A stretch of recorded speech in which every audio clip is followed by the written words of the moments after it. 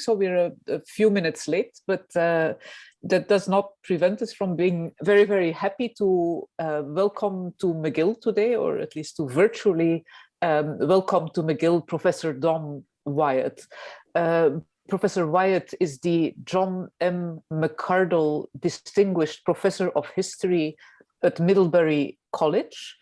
And we're very thrilled that he's willing to present our second lecture in our slavery series. So Professor Wyatt has written a number of books. He's known as a historian of later, I mean, I'm not sure how we call it, the Sung dynasty, later middle period China maybe, but he, you know, for our sake, he's moving up earlier in time. I just wanted to mention his most recent book, which somehow relates to today's talk, The Blacks of Pre-Modern China, which came out in 2010 with University of Pennsylvania Press, and which really dealt with you know, slaves who came from Africa and ended up in China in the medieval or in the Tang and Sung periods.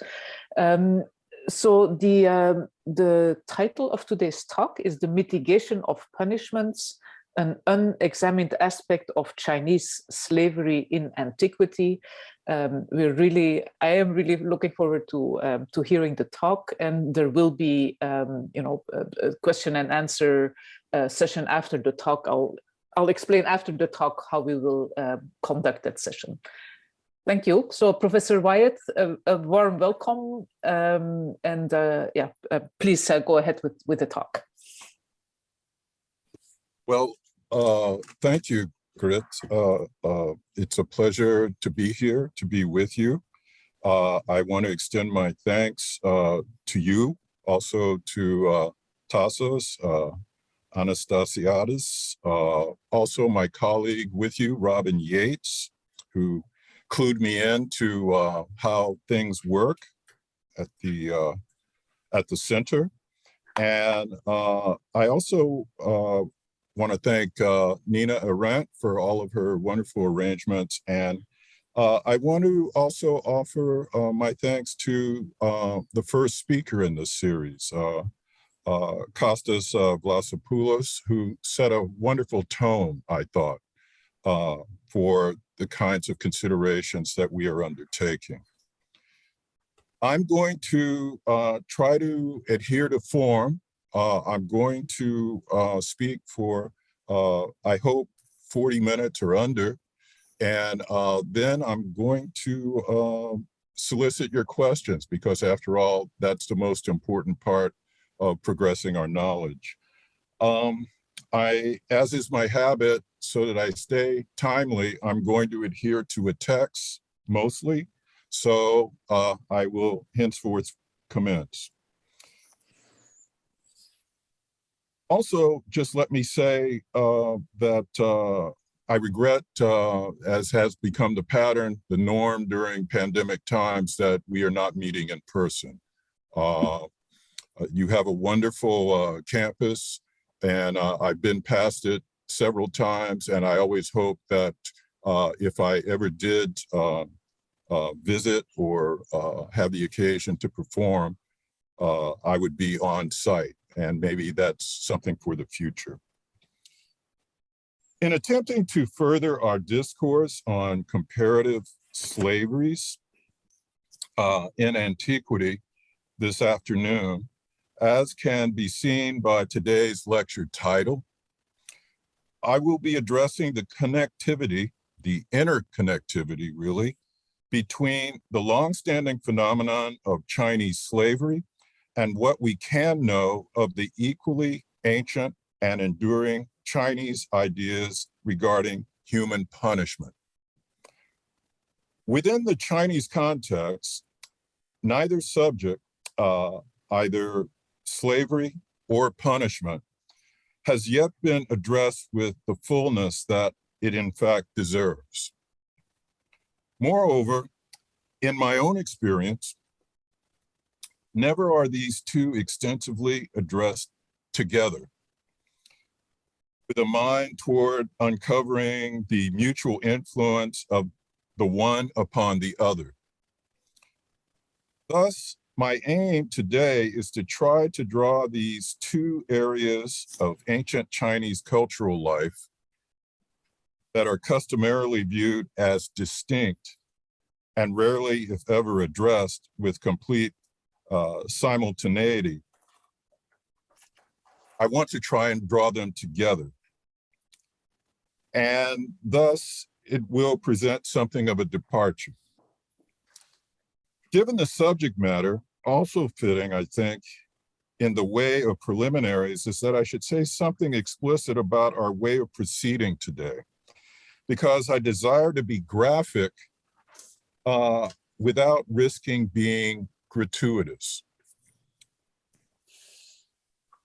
Particularly on the punishment side, see if I can get the slide to advance. Particularly on the punishment side of our inquiry today, there is an abundance of archaeological evidence extracted most plentifully from royal tomb excavations available to us, which could be displayed. However, this evidence, consisting mostly of skeletal remains and certainly informative from a punishment standpoint, is oftentimes at best debatable from a slavery standpoint. Hence, in addition to being potentially disrespectful in ways all of us wish to avoid, our viewing of slide after slide of dismembered remains does little to advance the cause. Consequently, without dwelling on it much in advance, we will be relying on an alternative approach. Ours will be basically a lexicographical methodology, but one that, without overburdening those of you not versed in it, nonetheless utilizes the capacity of the Chinese language for preserving ideas across time to be our principal informant. In my view, the benefits of such an approach are self-evident, but let us proceed so that we can all attest to this method most broadly as being so.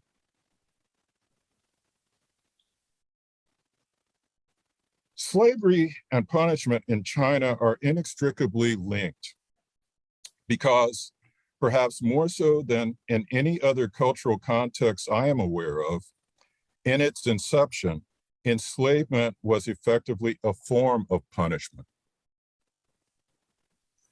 with the former predicated on and resultant from the latter. From the very first, as far back as we can discern, slavery in China has had a punitive basis, stemming from the fact that the first slaves, on a regular basis and on a comparatively large scale, of which we are historically aware, were putatively prisoners of war, beginning with the captives of the infamously predatory foraging expeditions for neighboring tribal peoples conducted by the ruling caste of the Shang dynasty, or the Shang or the Yin dynasty. And the dates are provided for you here. The interest of going way back.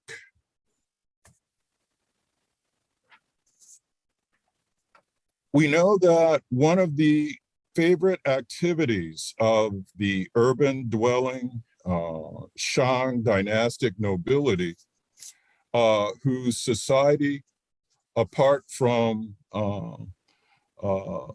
itself consisted of a class of artisans that produced its bronzeware, its famous bronzeware, and otherwise legions of rurally farming commoners. The expeditionary foray that yielded masses of non-Shang captives under its control. Again, see if we can advance. These captives could be used for numerous purposes if not offered up in human sacrifice to the gods. The archaeological evidence strongly suggests that these captive outsiders were used in tomb construction, among other functions. Captured members of enemy peoples who possessed skills were also used as slaves, but the kinds of labor in which they were engaged, with which they were tasked, remains undetermined. As the scholar James C.A. Xu Jiansheng has observed in his The Written Word in Ancient China,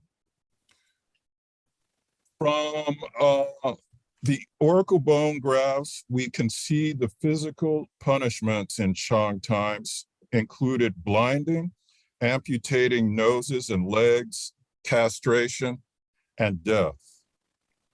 Understandably, subduing defeated but still able-bodied members of an enemy population and holding them captive required physical methods of control. Whatever the method, it should, on the one hand, ensure docility. However, on the other hand, it should obviously not be so severely debilitating as to render the prisoner incapable of working. This particular observation thus prepares us for our first lexicographical case study involving a very familiar character for those of us who are familiar with the classics, or even in this case, the modern language.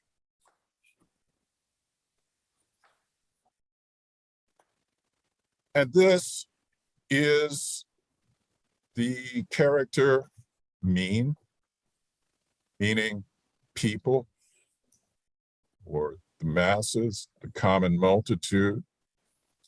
And here we have an explanation that is offered to us by Leon Uyghur in his work. And supposedly, one might find it convincing enough, I suppose.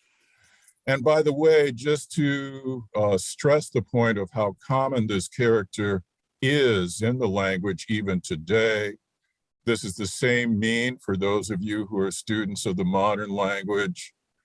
Here's mean again.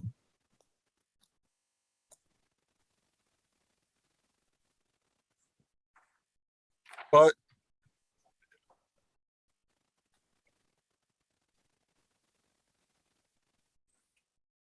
this is the James Xu explanation for this character. And as we can see by it, it basically departs from the interpretation offered by Uyghur. What we have here, according to Xu, is, and I guess for the purpose of reading these, you should read from left to right. What you basically have here is a kind of progressive diorama. The first left image, extreme left image, is a Shang Dynasty oracle bone image of the character mean. followed by the Zhou dynasty, followed by the Qin, the Han, and the modern graft. And in his interpretation, which I find significantly more compelling, what we have here is an eye in the normal position that is being pierced or penetrated by a needle.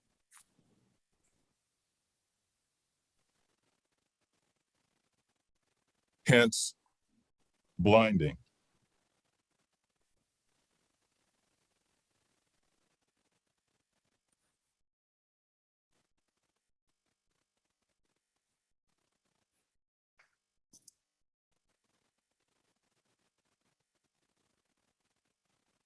We can see quite vividly from this example that the Shang permanently, but only partially deprived the captive of able-bodiedness, and they did so through blindness.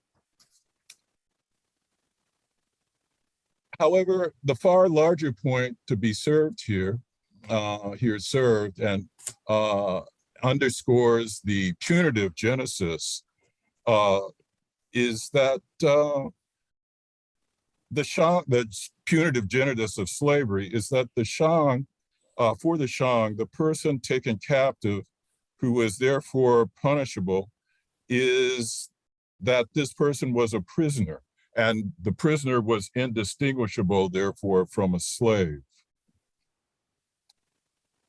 To be sure, the practice among the Shang societal elite, which was continued by its counterpart in the succeeding Zhou dynasty, at least during the earliest centuries, was generally to inflict the most severe mutilative punishments, including the mortal one of death,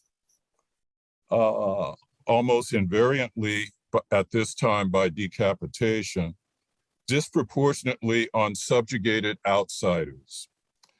Those who, to use the established terminology of the sociologist of comparative slavery, Orlando Patterson, among others, upon whom enslavement was imposed intrusively. Intrusively, the intrusive mode of slavery, that mode of slavery that was imposed upon the outsider, the sort of permanent other or enemy. However, we know that even as early as Shang times, there were cultural insiders who were also consigned to slave status. These individuals were typically of high status, and slavery therefore had befallen them, to employ Patterson's terminology again, extrusively.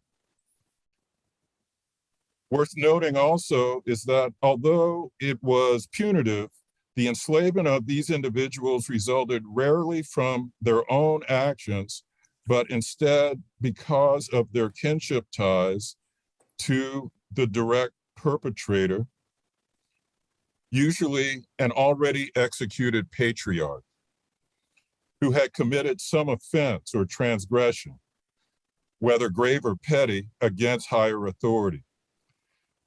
In these most ancient times, the exactor of the penalty of slavery as punishment was invariably someone of higher status, possessing more power, than the enslaved.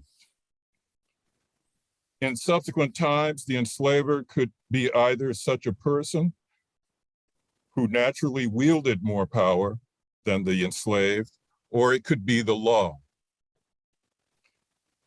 The precipitous fall in status and loss of freedom endured by individuals enslaved through such guilt by association, as just described, is well illustrated by the emergence of another punishment.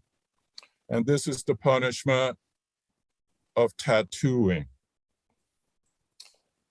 While disfiguring, to be sure, tattooing in which it was always the face and or forehead that was mutilated, was the least mutilative of the punishments. A tattooed face had no effect on the ability of its bearer to work. Yet, while it was devised not to be debilitating and perhaps even to demonstrate some leniency, especially toward lesser offenders, tattooing was simultaneously regarded as a form of cautionary warning.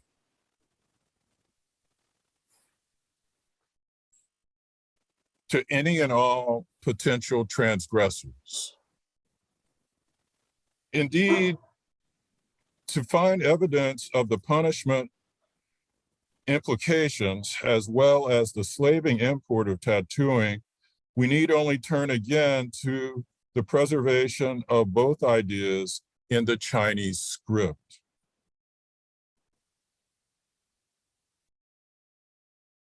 Here we have the familiar graph xin, meaning unlucky or bitterness or misfortune or pain. And this particular graph connotes with it the idea of punishment, to be sure. In fact, any character in which it is contained is associated with the idea of punishment. Here is the graph, both in its modern form and in its earlier orthography.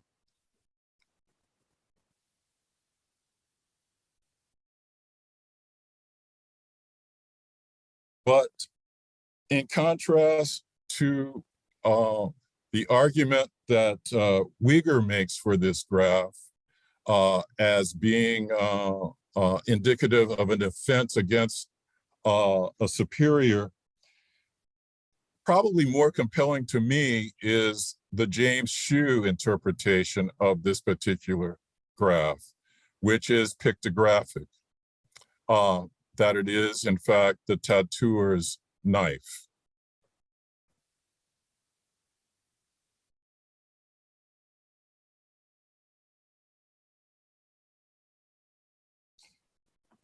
To illustrate how this particular graph can basically signify this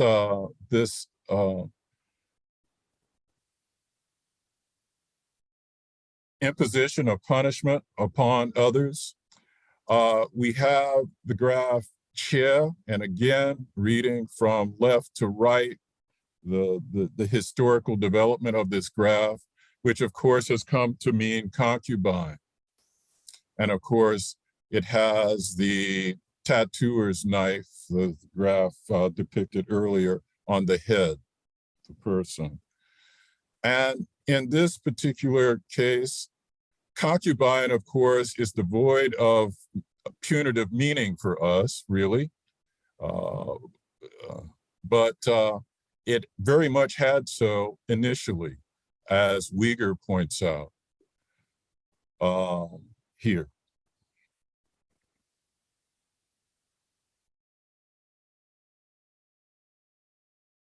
A person who was collaterally damaged. The faults of another.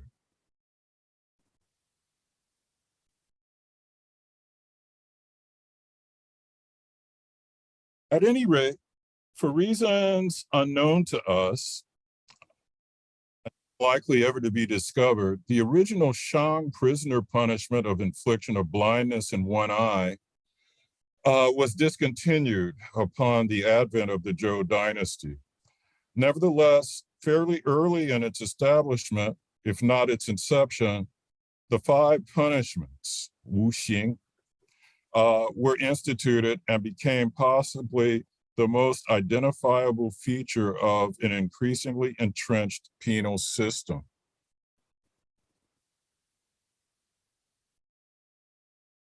The 5 punishments were tattooing via incising, scarification, and inking of the face, as we've determined, cutting off the nose, chopping off one or both feet,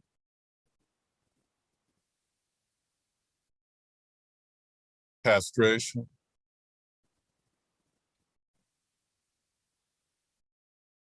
and death.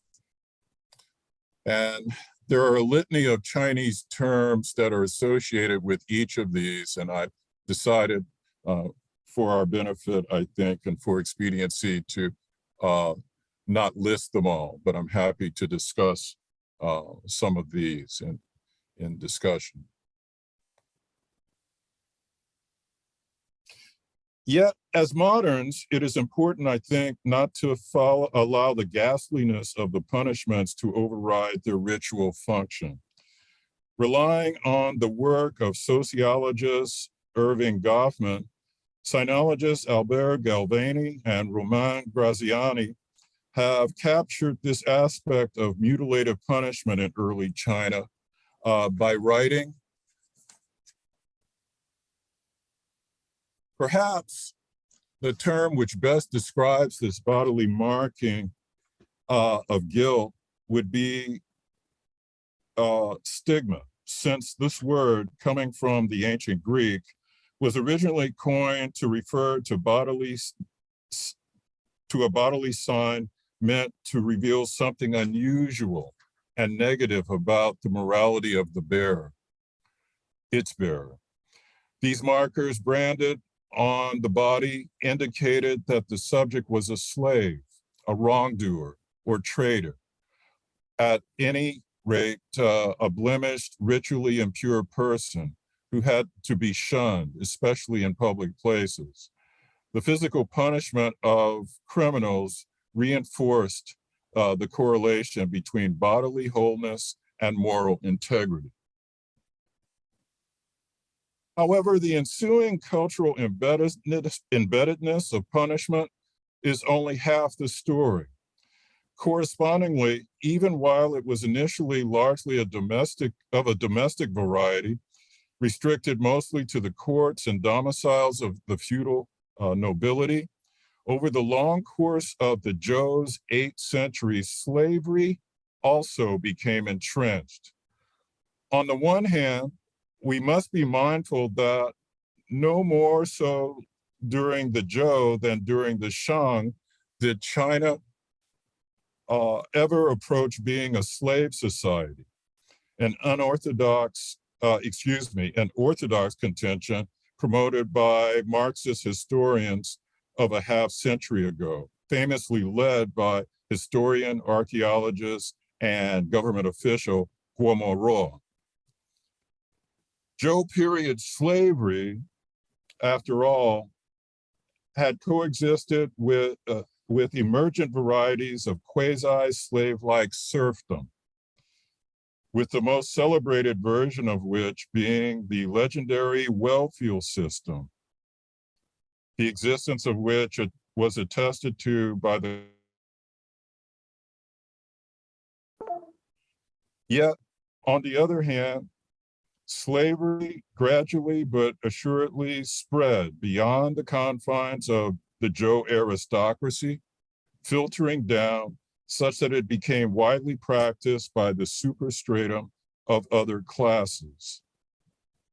Thus, along with the 5 punishments, slavery unquestionably constituted part of the inheritance of post-unification, the post-unification early age, the post-unification early imperial age.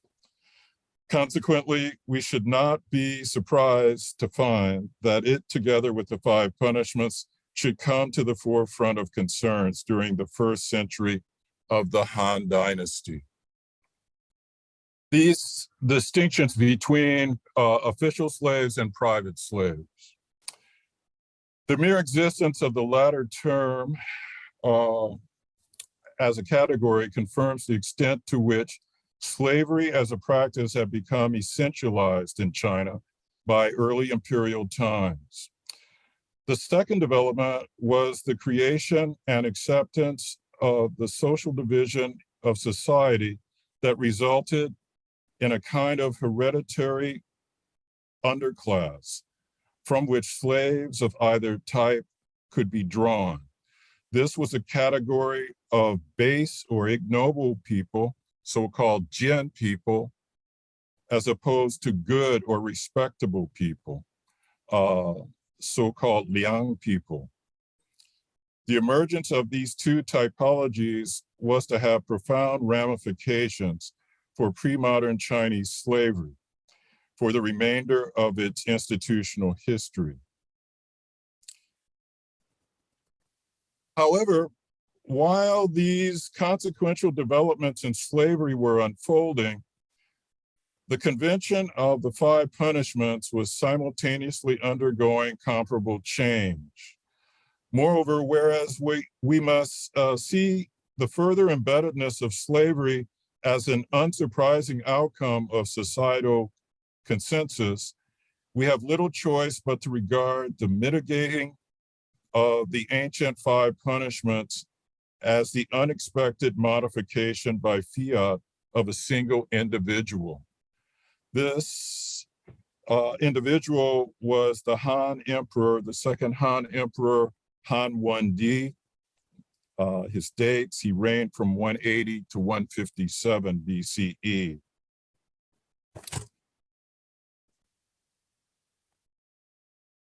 I'm going to jump ahead.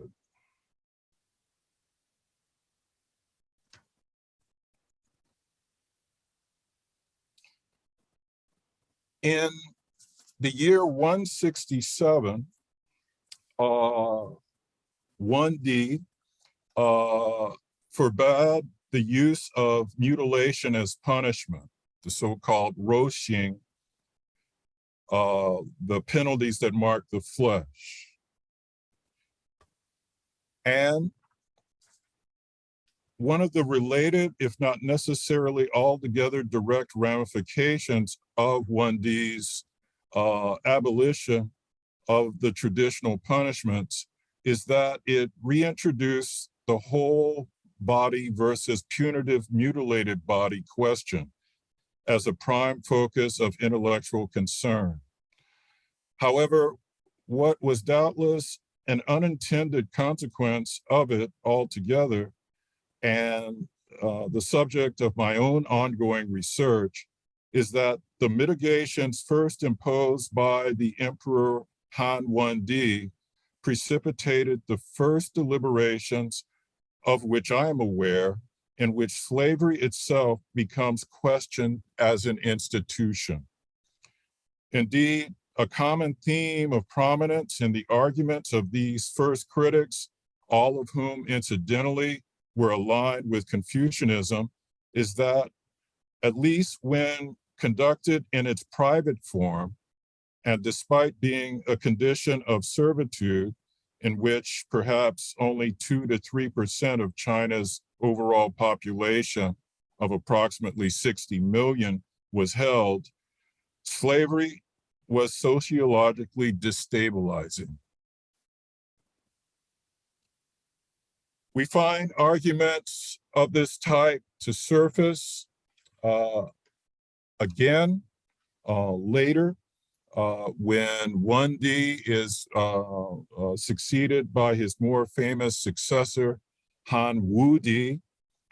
Dong Zhongshu, his minister, made the case that slavery and the right to execute servants on one's own authority should be abolished. Of course, the true attempt to abolish slavery did not occur until later, under the reign of the usurper emperor Wang Mang. who in the year 9 of the Common Era, proclaimed that from now on, land belongs to the nation. For now on, all land belongs to the nation. All slaves are private possessions, and neither land nor slaves are subject to trade. Of course, he had his own self-interests in preserving his tenuous hold on power, on making such a proclamation.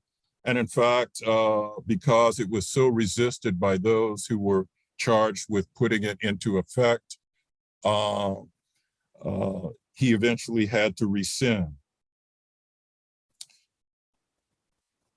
And in fact, the status of slaves remained largely as before during this period until the Tang dynastic era, 6 centuries later.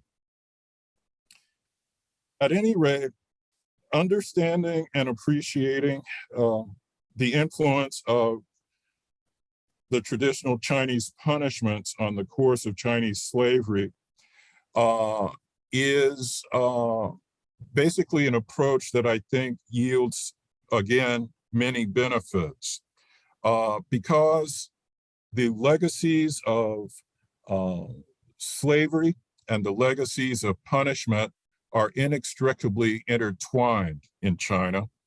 And I think an examination of the Chinese language itself, as I've tried to demonstrate, sheds as much light on that inextricable relationship as any other approach. And in the interest of advancing our knowledge, we should always try to use every means at our disposal, because with that comes our further elucidation. And with that much said, I cede the floor. Thank you so much, Professor Wyatt. Perhaps we can, if you stop share screening, then we can see each other. Huh? Yeah.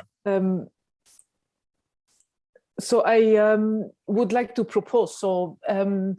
So thank you for this very interesting talk. It's a complicated topic, and you indeed took the lead of Professor Blasopoulos and kind of gave us the long view, right? Starting with Shang and then ending in the Han and even a little bit beyond that. I would like to propose that if there are questions, well, you can either raise your hand, a real hand, or your virtual hand, or you can write to either Tassos or me, so that we can give you a turn in raising a question. So who would, I cannot see everyone. Jordan. Please go ahead. So we have Jordan from Münster University.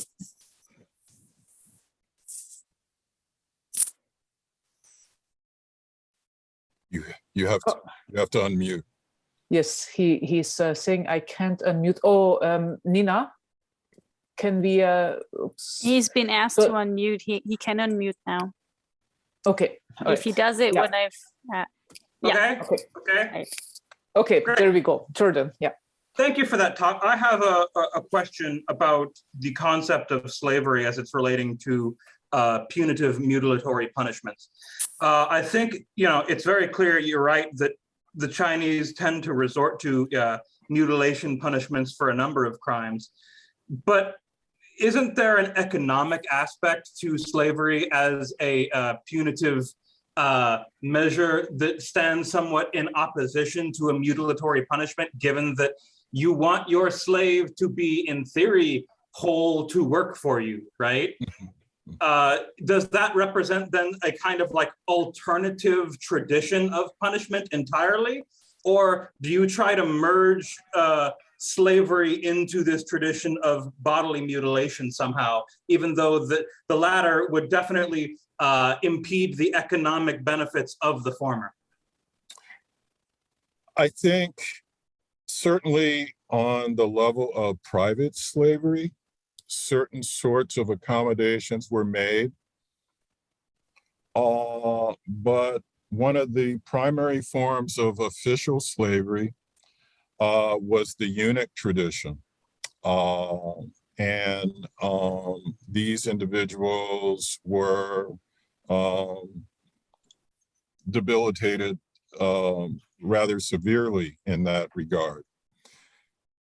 And I think too that we have to always look back at the notion of slaves were not the primary, and one way in which slavery in China is always different from slavery in the West is that slaves were not the primary mode of economic production. Even if they were on an individual basis in the private sphere, important to or masters, but on the whole,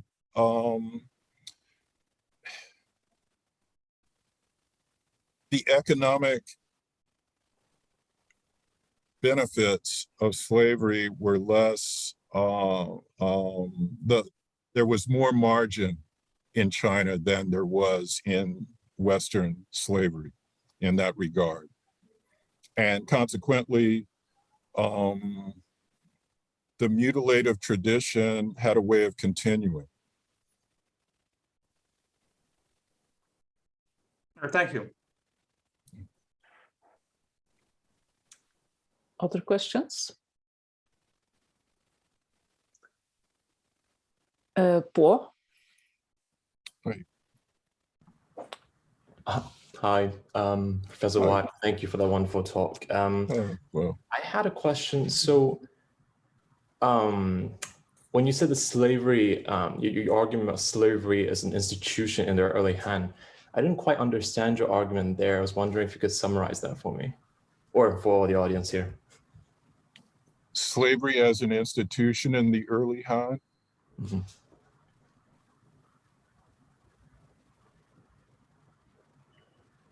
Well, it was institutionalized, and for reasons that I suggested, particularly the major developments by that time was a clear definition between official slavery and private slavery. And private slavery was conducted by individuals, landowning gentry elites. And also this tradition of the distinction between base and good people or respectable people. This was a division in society that was, and at the same time that not all base people were slaves, all slaves were base people. And in that sense, it was institutionalized. I'm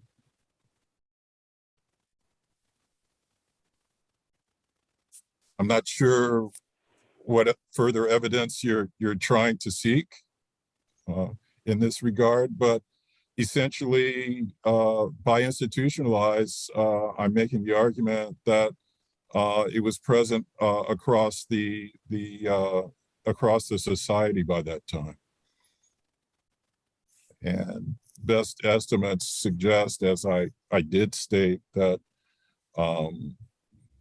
perhaps 2 to 3% of the population by early Han times was what we could call enslaved. I think another aspect of institutionalization is simply the fact that never to the extent that it would become in a country like, in a place like Korea, but slave status was more or less hereditary. This is indicative of institutionalization.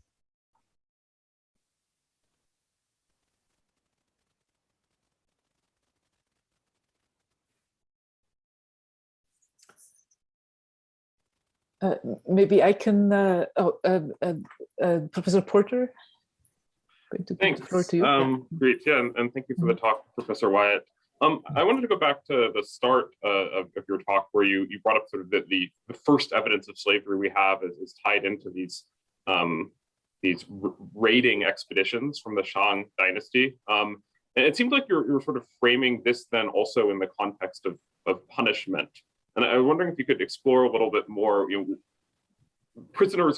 prisoners captured in war, how do these relate as people to criminal convicts? What do you see as the sort of connection there between the two? I mean, I work on a much later period in Chinese history on the Qing, so I'm a few thousand years out of my depth here. I know in my context, it sort of makes sense in that often, people captured in war, that war is treated as rebellion and thus sort of as a criminal enterprise. Is that similar? Do you have a sense of, would that be a similar idea in the Shang, or is something else going on there? I think it's a very similar ethos. Of course, the Shang were, they're far enough back that we can't climb inside their heads, of course. But it is the idea that these people, their sin was their resistance. And the rules of war then, and to a large extent, that's continued even into contemporary times, were punitive. If someone basically resisted or chose to insurgency over compliance, they deserve to be punished. So it is a sort of punitive idea. And it even filters its way into the philosophical tradition in that way. The Confucian tradition, the punitive punishment was a deserving cost for putting up war, for contravening authority. So very similar.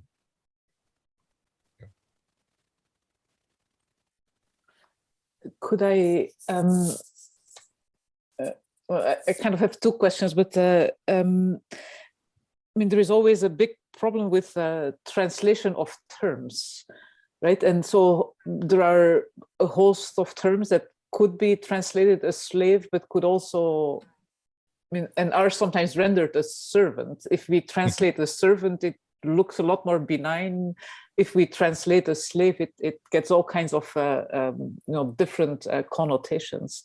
I mean, I'm thinking of every time we get a description of a war in the historical sources, we read of people being forced to sell their children, for example. I mean, are these children then becoming slaves? Are they becoming servants? It seems to be a very different thing from a hereditary base layer within society. I was just wondering if you had any comments on that, because there also seems to be a chronological. It seems kind of the later but then later historians tend to translate more often as servant, I have the impression, than as slave. But I mean, I haven't really looked into that very carefully, but I just was wondering. There is this sort of tradition of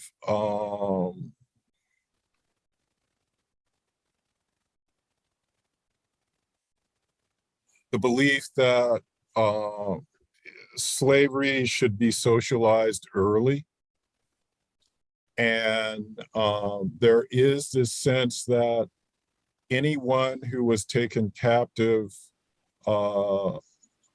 say of an enemy force or tribe or an exploitable people, was fit for enslavement. Mm-hmm. But on the other hand, and I think this speaks to the fact that the fact that Chinese practiced both endogenous and exogenous slavery. There's always been a kind of sympathy for, particularly after we have the emergence of an ethnic Han people, there's always been a sort of sympathy for a kind of repugnance about child slavery. Mm-hmm. And in fact, these individuals that I suggest are sort of the early incipient, abolitionists is probably too strong a word, but at any rate, one of their targets was their repulsion at child slavery. Mm-hmm. But you are correct. There are a host of terms that can be translated in different ways. And but the point being that at least in conception, particularly in very early Chinese history, as I tried to suggest, a prisoner was tantamount to a slave. Mm-hmm. A captive was tantamount to a slave. Mm-hmm.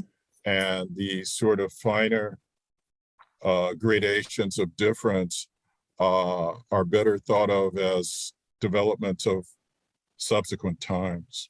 Mm-hmm. Yeah, I mean, just to give one example, I'm thinking of the example of Jimmy T, who was, who served Wu Ti, but who was originally probably he was an aristocrat amongst the Xiongnu, then was captured, and he was, really working in the stables of Wu Ti before he then became, got all these high posts in government and was recognized by Emperor Wu. Would you say that, when he was working in the stables, that he was a slave? Well, there's also one thing that has not been broached upon is Mm-hmm. There's the tradition of hostage Mm-hmm. taking. Mm-hmm. And that in a funny way, being a hostage was being a hostage a form of slavery in a way. Mm-hmm. You certainly did not have liberties, but you also had a lot of amenities, much more so, and is slavery require work again? And this gets back to the business of even concubinage. Very often, because of the functionalist sort of ethos that runs through Chinese society, concubines are not thought of as slaves in the same sense. But then again, from our standpoint, anyone who can be bought or sold is a slave.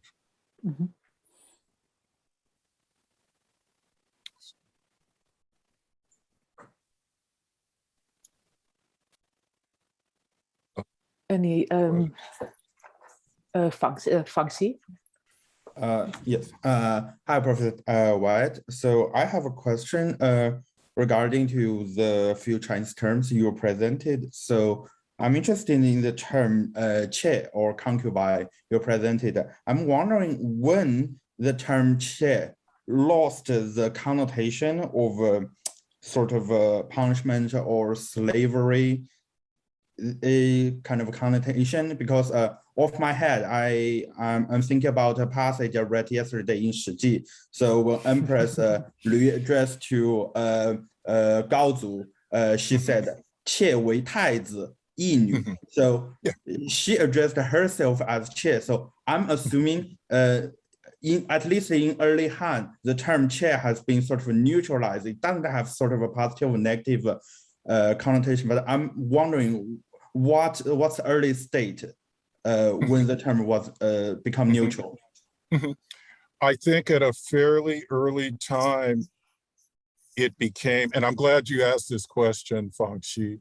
I think at a fairly early time, it became this business, this association with the mark of the tattoos. It became figurative rather than physical, if it was actually ever practiced at all. Because I think you raise a wonderful point.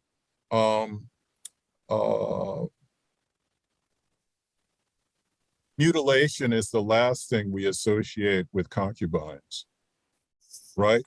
In our modern thinking. Consequently, what was perhaps a physical punishment, if it was ever practiced, very quickly became figurative. And as you suggested from your example, eventually it becomes even further reduced such that it becomes a form of polite speech, deprecating address that someone uses before someone of authority, like the sovereign. So that's a wonderful point.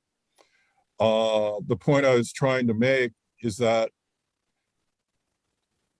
essentially, as the language with the longest history of continuous usage, Chinese, the meaning of terms change, but they're also always retained. And you can always go back to their inception and gain a lot from doing so. Does that help? Yeah, very helpful.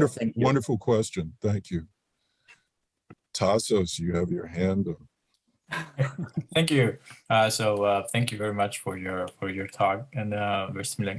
The question comes from somebody who's totally ignorant on the subject, and I'm picking a little bit because you mentioned the talk from last time, and I want to ask, who practices punishment? Maybe I missed it if you mentioned it, but is punishment something that is only, let's say, the free who can punish? I mean, be the real like executioners, be like, or can slaves, for example, be people who are practicing punishment, or who are like can be executioners? Which is, as we saw, like in the ancient Greek case, it's something that can happen, and even more modern times, because I'm more of a modern historian. The role of the executioner, of the person who punishes, is not really a role that's really appreciated sometimes in society. So sometimes you may even get like the people who are themselves to be punished to do it. The answer to your question is that all three were involved in the punishments, and the higher the person's status, the more likely it was done by someone else indirectly, of course. And we also have a situation, particularly in later imperial history, where slaves punish slaves. But I'm glad you raised that point, because it gets back to the business of the so-called distinction between the Jian and the Liang, the base and the good persons. executioners, torturers,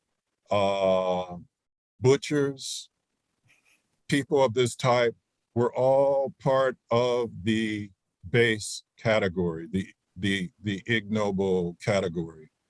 And therefore, they were part of the sort of ritually impure within the society. Jailers, people who, watchmen, people who basically were responsible for the pain, the infliction of pain upon others. One of the things I mentioned too was that, and unfortunately,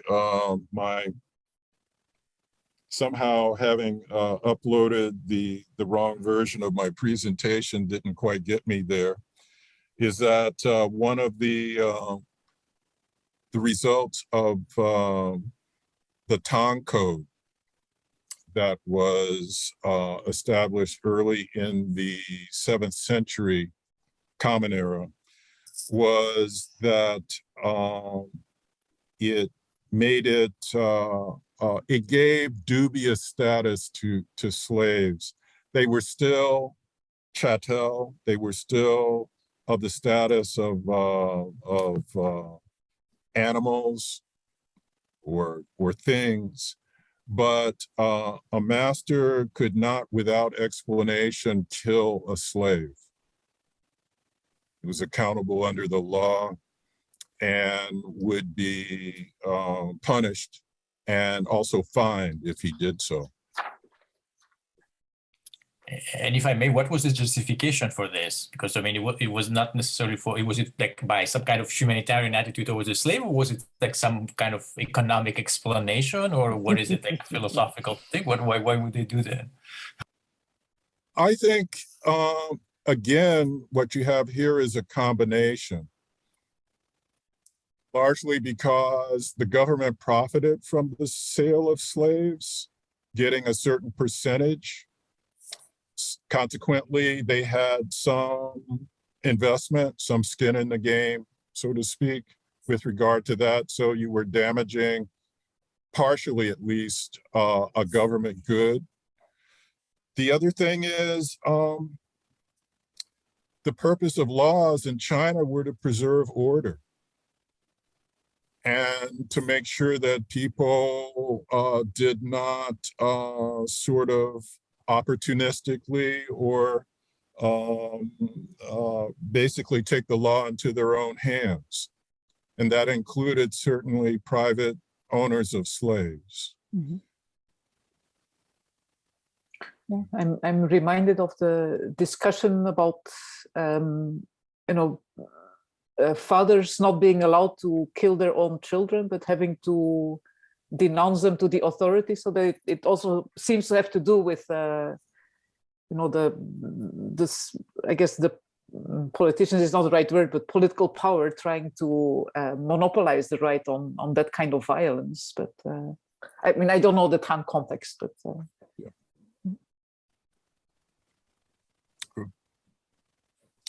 Any further questions for Professor Wyatt? Robin. Yeah, let me, I'm not sure if I was going to say this in my talk on March the 17th, but I'd like to respond a little bit about the issue of Che, concubine, because in the Chu language in the south, in the Yangtze River Valley, Che was actually an honorific name for women. Mm-hmm. And if you look at the personal names of women in both the Chu script before the unification, and then in the Eastern Han and in the Wu documents that have been discovered, mm-hmm. very frequently well-respected women, they are referred to as Che. Mm-hmm. So I think that there is a difference between northern language and southern language. And so what you were talking about, Don, was very much northern language, not southern language. So there is, a clear regional variation there. And in addition, I just want to underline what you, in your reply to Fanti, that anybody who was not a Jew, a master or a lord, was a chun, was a subject, or a slave, or a chair. And so, yes, I think you're absolutely right that basically the entire society was organized along these principles of chun and chair. And so enslavement becomes very, very significant. On the issue of the liang and the jian, yes, it does appear, but in the legal context, it does not seem to appear in the Han. That seems to come at perhaps at the very end of Han and into the Six Dynasties period, where you would get very clear legal distinction between the two. But in the legal documents that have been discovered so far, whether or not you're liang or jian is not significant. It's not. They do not mention it. But of course, on the question of the private and the public, it is also you're absolutely correct. That's a distinction that starts in either the Qin or the Han. But it is also related, of course, to the developments in the economic sphere of the development of private property and private individuals. So, as I will talk about next time, there were a wide range of different types of statuses. It wasn't all sort of black and white, if I can use that phrase. So there are a wide range of statuses that are partially, as it were, enslaved or partially not enslaved. So thank you very much. Well, thank you for your comments, Robin. And I'm particularly taken about the usage of language geographically that you mentioned. That is something that I have discovered as well. For instance, the Wyatt people, and particularly the Vietnamese, have a very, very strong tradition of matriarchy.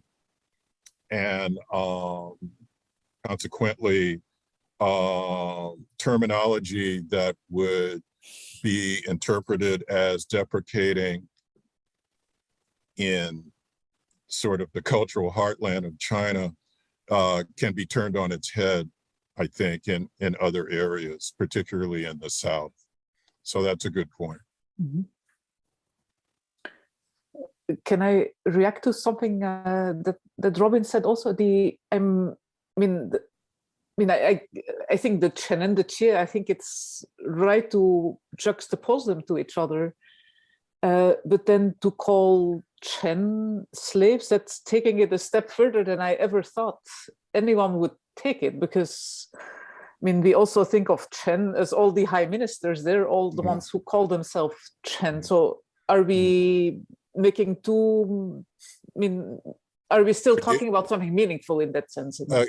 Again, Robin's point serves to underscore the point. The graph Chun is an eye, but an inverted eye, one that is cast down. And the argument here, the compelling explanation is not to look one's sovereign in the face. So this sort of deprecating pose of the downcast eye.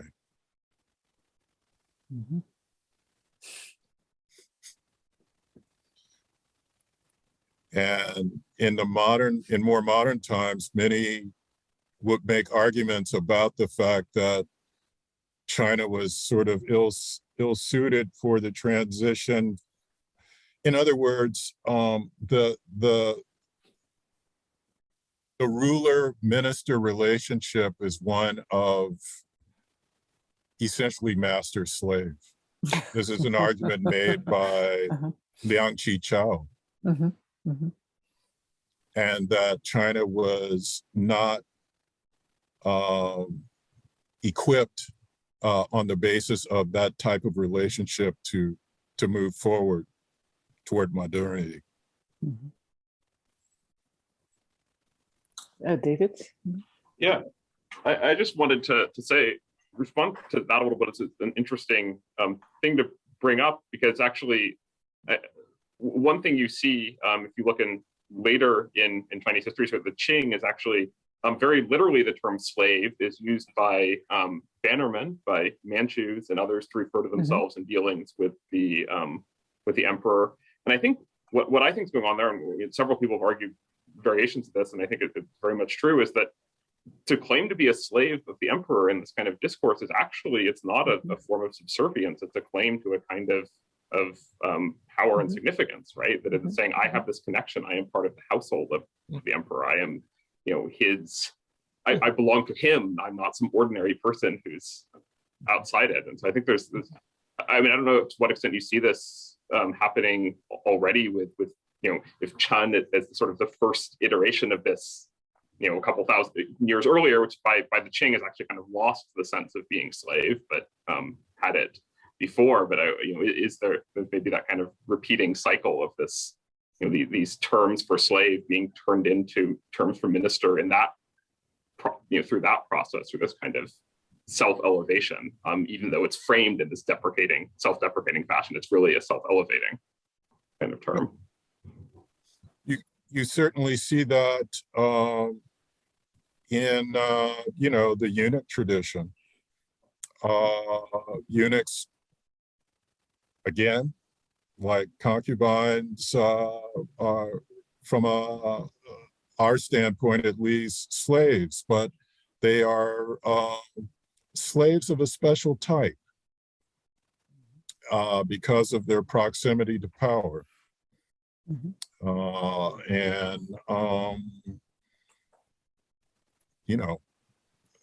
Again, it's captured in language.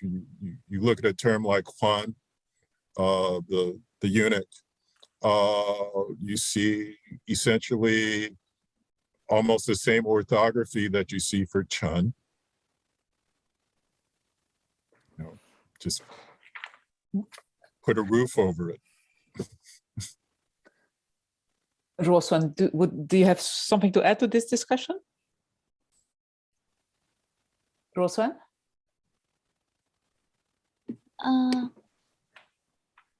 Hi. Okay. Hello, thank you for letting me to add something to this talk.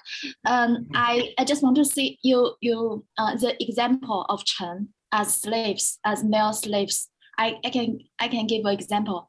It's in Shangshu, the document. This chapter 毕氏 or someone pronounced as 废氏. Okay. In here, there are sometimes 臣妾 was mentioned, like in this sentence. It's sorry, I just forget. Okay. It's 臣妾不逃. It's this sentence. The next.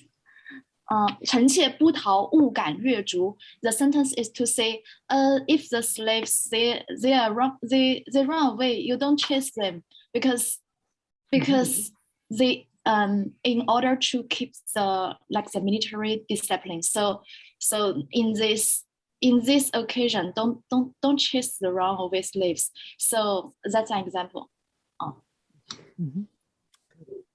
Thank you.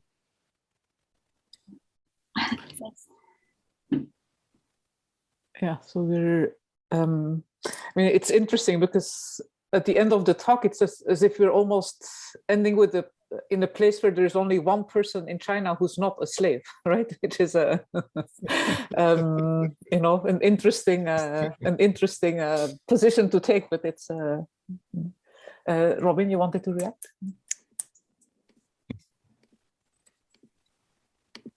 Robin, you need to unmute. You're muted, yeah. Okay, sorry. There we are. Yeah. The other thing, I'm not going to talk about Chantier, but the other thing to note is the importance. I mean, we emphasize, I think, the importance of the economics dimension. But what Don has, I think, emphasized and sort of implied, maybe not emphasized explicitly, but implicitly, is the status difference between a master and a slave, and the ritual dimension of that relationship. So in other words, a master gets his power not just economically from a slave, but from the charisma of owning slaves and telling people and being able to tell people what to do and how to do it. So that's why you have throughout history and in many, many different cultures, slaves having enormous economic power and often military power, for example, in the Ottoman Empire, but they are still debased individuals. So I wonder whether Don would like to talk a little bit about that. Absolutely, and you know, I'm delighted that you know, you have put your finger on this status. Boy, it's reflective of you know, just about everything in China in a way, because the sort of will to power that you have over other individuals is priceless. And consequently, I think we are over-socialized to think of slavery from an economic frame of reference. And it is that in China, but it's so much more, so much larger, having to do with status and face and position. So. Thank you very, very much, Don. I'm going to end the discussion here, if I may, and I just want to say that our next speaker will be Robin or Professor Yates. So we look forward to his discussion of slavery based on recently excavated materials, as far as I understand. So we all look forward to that. But before that, please join me in thanking Professor Wyatt for a very interesting presentation, and to all of you for an interesting discussion. You're too kind. Thank you so much, all of you. And we welcome you in we hope you'll come to Montreal in person sometime very soon. I'll come to McGill though. I'll come to Middlebury though. That's possible too. Yeah. Okay. Okay. So to be continued in all ways, the discussion. To be continued. Yeah. Thank you so much for your forbearance, and thank you. Bye bye. Good health to all. Good health. Thank you. Bye bye. Bye.